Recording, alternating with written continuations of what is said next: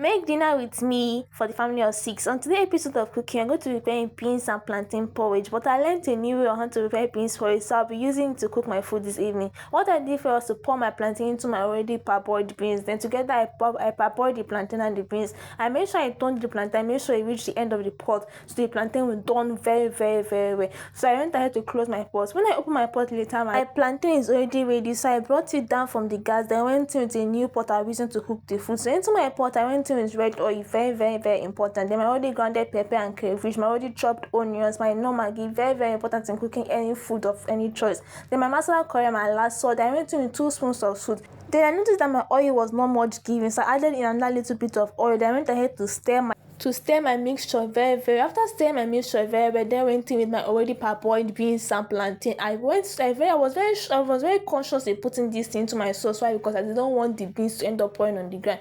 Then after pouring it into my pot, I went ahead to turn my food. I turned it very, very, because you know when you are turning food, you need to be very, very extra careful. So one side not end up being salty, and one side not end up no being no salt at all. And one side not end up being pepper, one side not end up being no pepper at all. After very turning, if I noticed that my oil didn't come out as I wanted it to come out, so I went in with a little bit of more oil. I turned it very, very well for a few minutes. After turning it very, very well for a few minutes, I tested for salt, and I found the salt was very, very, very much okay. Then I had to close my pot. When I opened my pot later, this is how my beans was looking. It was looking very, very, very delicious. Tell me in the comment section, will you try this method in your house? Thank you for watching. Bye.